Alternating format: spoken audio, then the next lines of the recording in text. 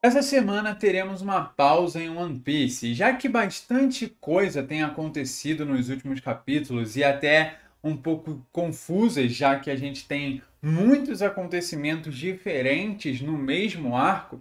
Então, a gente hoje vai fazer uma recapitulação e um pequeno resumo sobre tudo o que aconteceu desde o fim do arco de Wano. A gente tem muitas coisas importantes para acontecer e talvez a gente possa fazer alguma especulação sobre o futuro.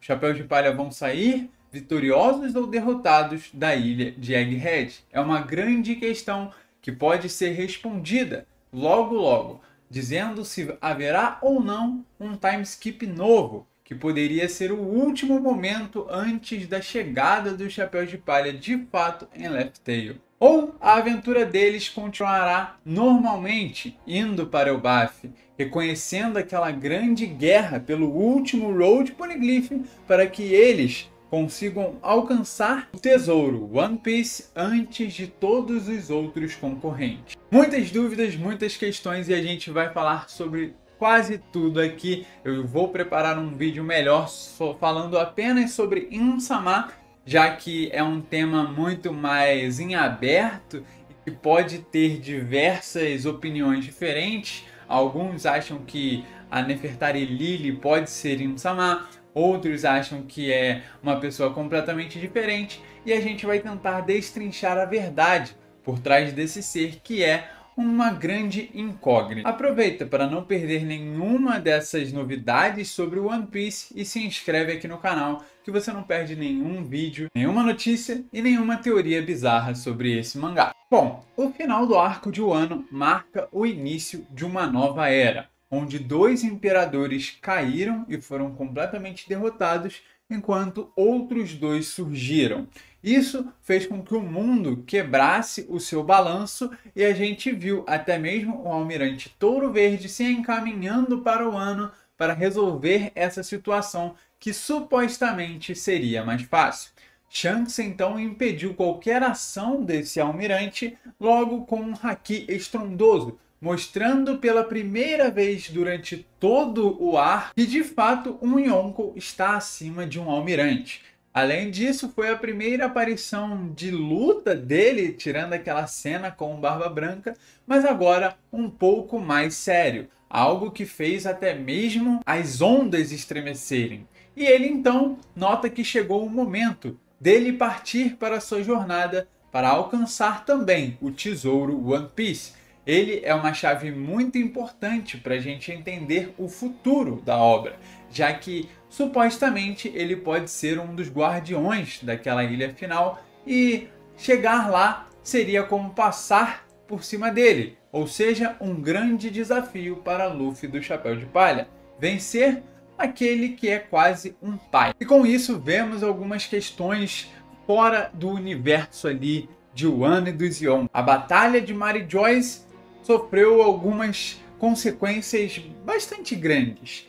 Kuma foi resgatado pelos revolucionários, Sabo foi considerado o imperador das chamas por ajudar a resolver muito daquela situação que se estendia não só pelo castelo de Pangeia, mas pelo topo daquela headline, e ele conseguindo salvar os prisioneiros, conseguindo salvar a princesa que estava lá, né? Ele conseguiu dar um jeito em quase tudo. E a gente sabe o que acontece depois e já vamos chegar lá. E saindo de fato do país de Wano, que já não nos interessa, seja Road Poneglyph ou o que, vamos para a criação da Cross Guild, uma ligação entre Mihawk e Crocodile para buscar novos suprimentos e uma força bélica jamais antes vista.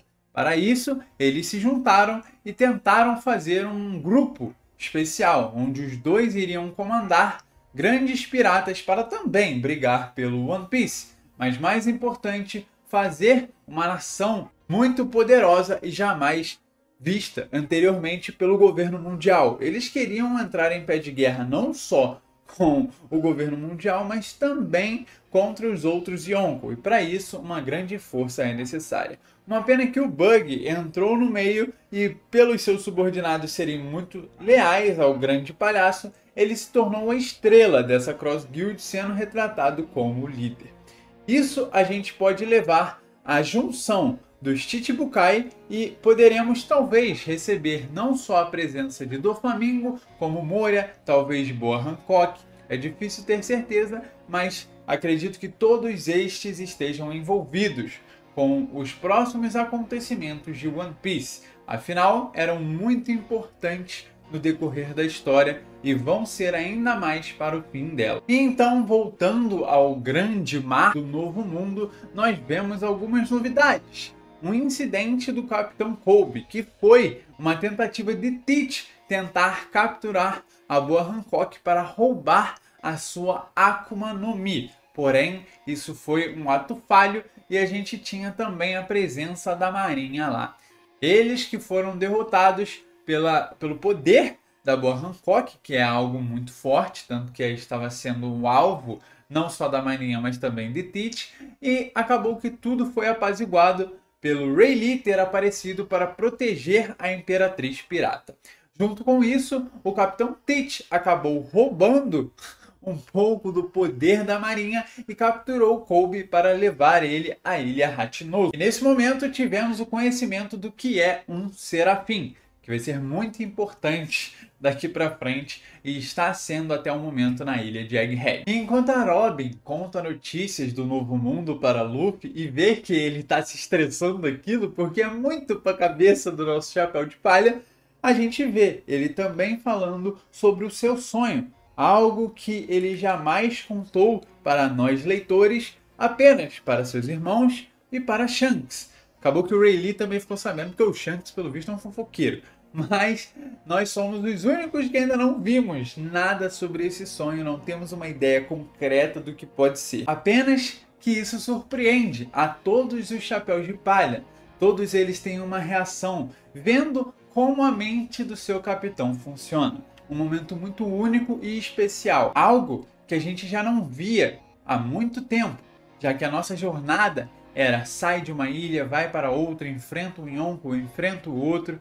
Então, esses momentos em que a gente tem um pouco de paz são momentos importantes para a gente lembrar da aventura que o One Piece se tornou e de toda a jornada que o Chapéu de Palha tiver. E junto com esse momento, a gente vê Insama destruindo completamente o reino de Lulusia. Descobrimos um pouco mais do que aconteceu entre os revolucionários e o governo mundial, onde eles conseguiram fazer novos reinos se virarem contra estes, e o reino de Lulusia foi um destes, onde a revolução tomou parte e por isso foi almejado. Sabo de longe via a ilha ser completamente destruída por um navio voador, por algo que estava no céu. E junto com isso, finalmente chegamos à ilha de Egghead. Aqui diversas coisas aconteceram, não tem como dar um resumo exatamente muito rápido sobre diversos capítulos, sim. Então a gente vai falar rapidinho sobre tudo o que tem acontecido em Egghead, especialmente o que isso pode causar. Vamos lá. Primeiro, os piratas do Chapéu de Palha chegam lá após salvar a Bonnie. Nisso, eles se separam e a gente tem um grupo de um lado, um grupo do outro. Nisso, não tem muita importância. A coisa que mais tensa ali é o momento em que os Chapéus de Palha chegam a conhecer o Shaka, que é o Vegapunk 1, onde eles não são tão bem-vindos quanto parece, e eles são presos por aquelas botas que conseguem alterar a gravidade no local e prender eles no chão como se eles não pudessem fazer nada. Claro, aquilo pode ser destruído, mas a gente leva em conta o roteiro aqui, isso não iria acontecer. Então, a CP0 chega com a missão de acabar com o Vegapunk por conta de seus conhecimentos e porque a qualquer momento ele estava procurando demais sobre o governo mundial, sobre o passado de One Piece, tanto que a gente vê a volta de Jaguar de Sol, vê que ele tinha uma conexão com o Dragon, e isso era extremamente proibido, ele procurar, pesquisar e ter qualquer tipo de informação, e principalmente se juntar a Dragon e os outros sobre isso. Então, enquanto a CP0 e o governo mundial prepara um grande ataque à ilha de Egghead para acabar com tudo que é vivo naquele local, que é perigoso para a integridade do que o governo mundial criou até hoje, Vegapunk então se alia a Luffy para tentar fugir da ilha e sair são e salvo para continuar o seu sonho de buscar não só aquela energia que vai levar isso para o mundo todo, uma fonte de energia que seja capaz de alcançar todo mundo, mas também uma maneira de manter os sonhos daqueles do passado que possuem um grande mistério, como o Joy Boy, vivos para que a nova geração possa buscar a verdade que foi escondida durante muito tempo.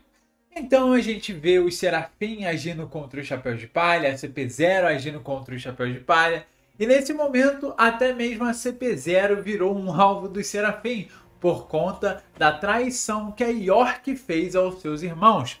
Afinal, é o Vegapunk do desejo, né? O Vegapunk que tem um sonho ainda maior e talvez mostre que o verdadeiro Vegapunk tivesse a vontade de ser tratado daquela maneira. Descobrimos que o Evil pode ser um clone, assim como a Miss Buckingham Stussy é na verdade uma cobaia, que posteriormente se tornou a mulher do Barba Branca, mas antes ela participou de um experimento com o Vegapunk para criar a Stussy, que a gente tanto conhece.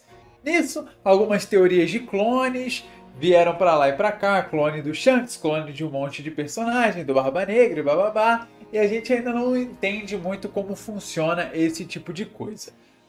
Os tópicos mais importantes que a gente pode verificar na ilha de Egghead são as Akumas no Mi, como elas funcionam, como é o processo de evolução e a maneira como o seu mecanismo é diferente de tudo, porque cada uma dessas frutas possui uma habilidade diferente, não só isso, uma maneira diferente de funcionar no corpo. As Logias são difíceis de clonar. Por quê? Qual o motivo? A gente ainda não descobriu. Enquanto a ilha de Egghead não nos só fala sobre como o Vegapunk é e tudo sobre ele, a gente ainda vê resquícios da determinação de Ohara, a gente vê resquícios de como funcionam as Akumas no Mi, sobre como funciona a tecnologia no mundo de One Piece e principalmente como o governo mundial lida com alguém que tem um passo sequer contra eles. Nesse movimento todo, temos um Gorosei e um almirante partindo para a ilha, tentando acabar com o Vegapunk e junto, obviamente, o Chapéu de Palha. E a gente corta toda essa ação, a traição, o que está acontecendo, aonde a Nami está, será que aconteceu algo com ela depois do Sanji ter salvo ela? Muitas coisas estão acontecendo ao mesmo tempo. Talvez eu faça um vídeo apenas falando sobre a ilha de Egghead depois, porque tem bastante informação no arco inteiro, mas a gente sai um pouco de lá e podemos ver alguns acontecimentos do mundo. Naquela hora que Teach aparece, que Shanks aparece e que o governo mundial, não o Saturno que está indo para Egghead, mas a instituição como um todo volta a aparecer. Primeiro, descobrimos que Barba Negra possui um 10º capitão titânico, chamado Kuzan, exatamente o Aokiji que a gente tanto esperou para ter essa confirmação. Ao lado disso, nós também descobrimos que Law foi derrotado, porém salvo por Beppo. Isso a gente não entende exatamente o que vai acontecer com Law. Eu acredito que ele pode acabar indo para a ilha de Egghead, reencontrar o Luffy, que é teoricamente o único companheiro que restou para ele junto com o Beppo.